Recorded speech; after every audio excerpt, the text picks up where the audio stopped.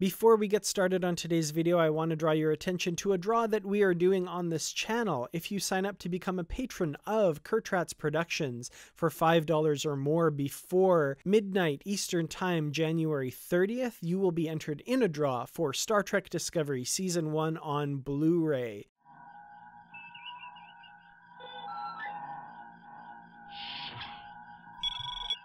Hey Star Trek fans, Dan Gunther here, bringing you a short video about Discovery Season 2, Episode 1, Brother. This video will consist of mostly just my kind of quick, brash reflections to the season premiere. I kind of want to do more of a deep dive video later this week that goes more into what goes into this episode and how it really works and fits in with the Star Trek universe at large. But in the meantime, here are my quick thoughts on Brother. So first of all, very early on, we're introduced to the character of Captain Christopher Pike, this new iteration of him as played by Anson Mount.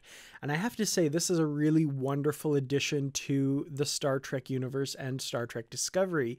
Anson Mount channels this kind of folksy charm that Pike has. We saw Pike, of course, in the first pilot episode for the original series, The Cage, at which time he was going through kind of a bit of a crisis and was a little bit more melancholy than we see him here. But this Pike is charming and happy and really a huge change from what we got in season 1 with Lorca. And the episode, in fact, calls this out. I really love that he sets himself aside from Lorca. This is a crew that's kind of getting over a PTSD with their dealings with Lorca and being betrayed by him. And Pike really turns that around and makes it clear to the crew that he is a very different sort of captain.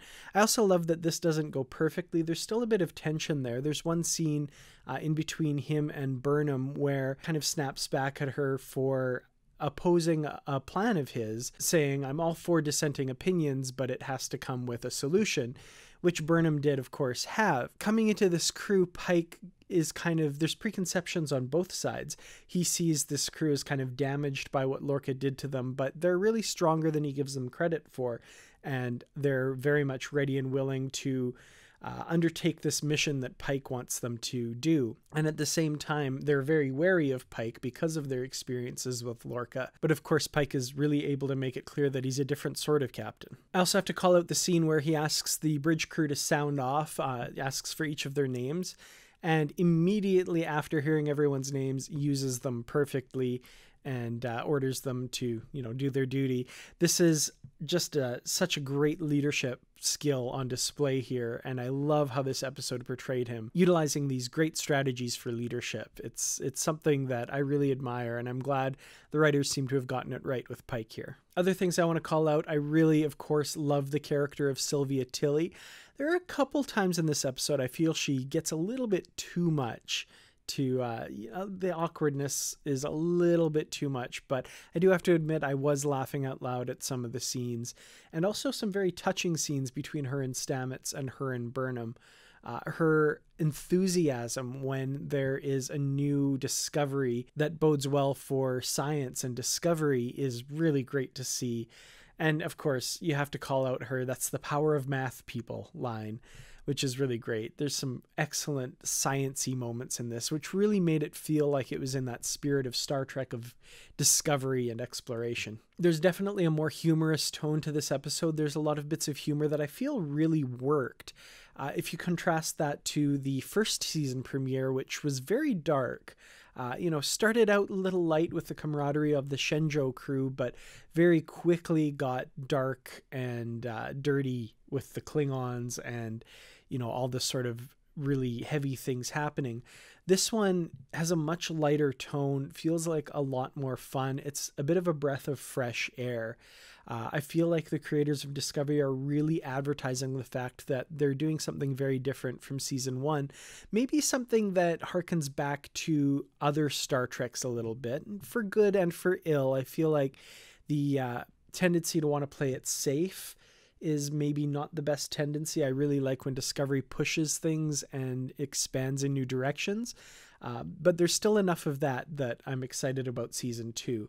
I love this camaraderie between the bridge crew. I love that we see more of them in action.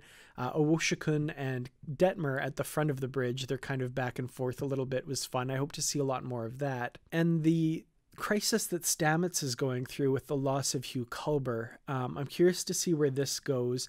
He sold it really well. Anthony Rapp is a great actor, and the pathos that he has upon losing Culber and how being on Discovery reminds him of Culber everywhere was really sad. Now, Wilson Cruz as Hugh Culber, his name is in the main title sequence now, so we've heard that he is coming back, presumably in more than just, recordings like we saw in this episode or flashbacks, but it remains to be seen how that's going to be pulled off. I'm really curious. A couple small issues I had with the episode. The first off, right near the beginning, we get that scene with Linus in the turbolift, which was shown in a previous trailer for Discovery Season 2. We get that kind of silly moment where he sneezes on Connolly. I don't know, that humor kind of fell flat a little bit for me. It felt more like something the Orville would do than Discovery.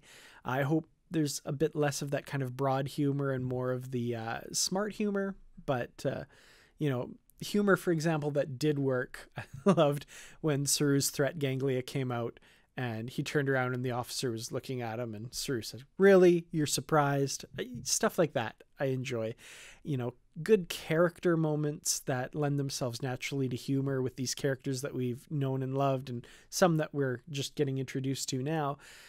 Those really work for me, where the humor grows organically from the characters as opposed to just kind of slapstick situational stuff. Another thing that bothered me a little bit was the whole character of Connolly. I understand what they're saying with that particular character and his over-aggressive kind of haughty attitude and the hubris he displays, but the fact that he's killed off and not really mentioned again throughout the rest of the episode was a little bit disturbing. We do get a line from Pike a few minutes later where he says, "I've already lost one officer today, I'm not going to lose another," but that's really it. There's no kind of acknowledgement of him giving his life for this mission or anything like that.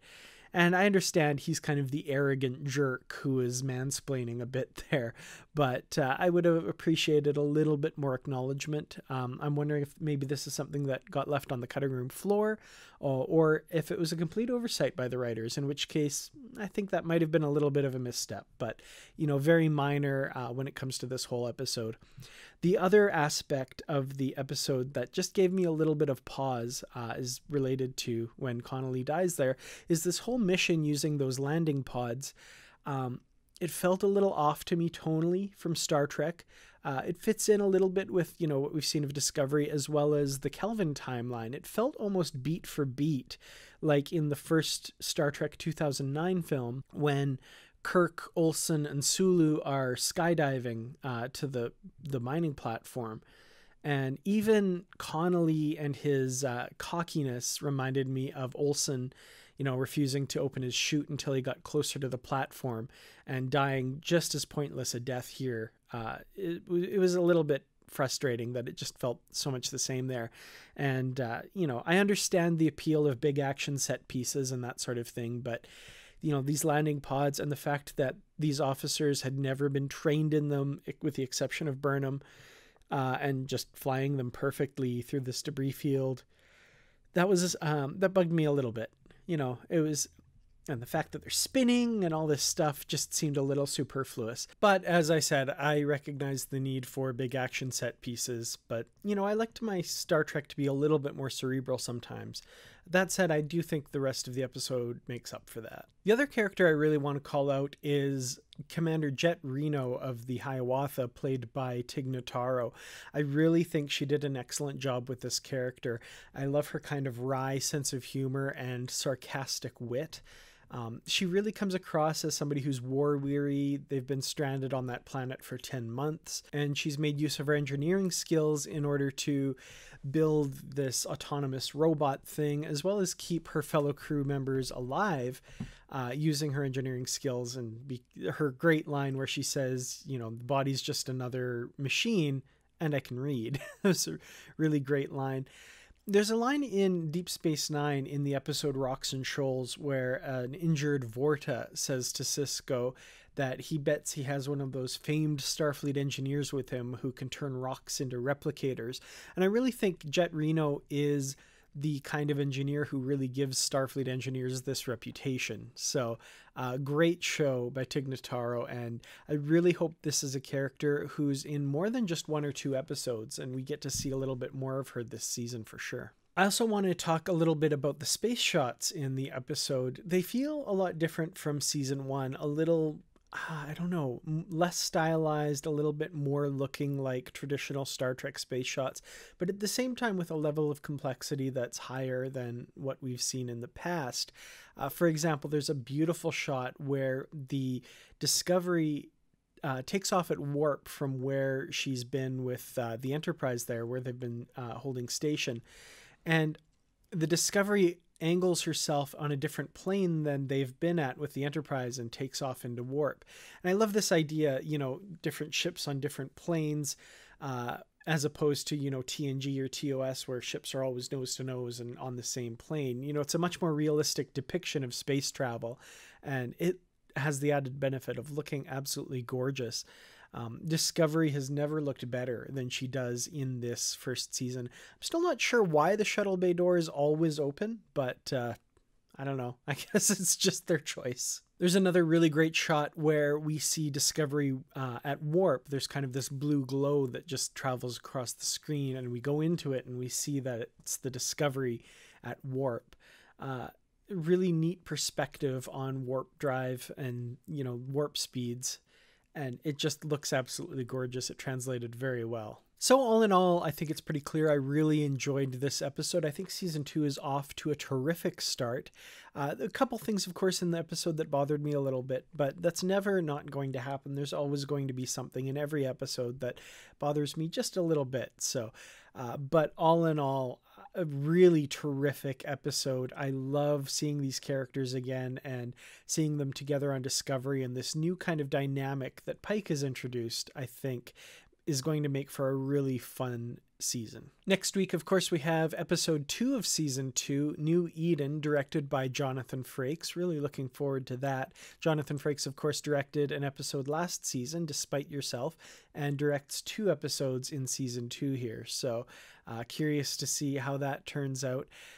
Later in the week, I do, like I said, plan to do a deep dive video where I analyze in depth a lot of the stuff in this episode, whether it's Easter eggs, and I think there are a few, you know, canon connections and that sort of thing. So keep an eye out for that. That'll be coming later this week. Thank you in the meantime to the Patreon supporters for supporting the channel. I really do appreciate it. To everyone else, thank you so much for watching. If you have the chance, I'd love it if you liked, shared, and subscribed to the channel. And, you know, if you have friends who would be interested in this video, I try to present myself as a more positive take on Star Trek Discovery and Star Trek in general than a lot of people on YouTube seem to be. There's a lot of negativity out there. Some of it is genuine. Some of it, I think, is, you know, a reaction and a kind of pushback by people who see that they get a lot more popular by, you know, being controversial and having negative opinions and that sort of thing. I really want to kind of be a counter to that. I want to bring a more positive look at Star Trek and Star Trek Discovery. And it comes from a place of genuine love of the show and of the franchise. I've spent most of my life as a Star Trek fan, and I hope my passion for Star Trek comes across here. And I think Discovery is a very welcome addition to the Star Trek franchise. I don't think it's perfect, but I really enjoy a lot of what they've been doing. So, you know, if you want to see more of that sort of angle on Star Trek and that sort of thing, I urge you to share my videos with other people that you think might appreciate that. I've seen a lot of comments online recently that Star Trek fans steer clear of YouTube because everybody is negative on there. And I want to kind of provide a counter to that. Maybe we're not all as negative as you think. And I, for one, am trying really hard to present the other side, which I firmly believe in. It comes from a genuine place of love for Star Trek and Discovery. So thank you all who have been watching, and hello out there, hopefully, to anybody else who might be interested in that sort of thing. And I will see you in the next video. Until then, as always, live long and prosper.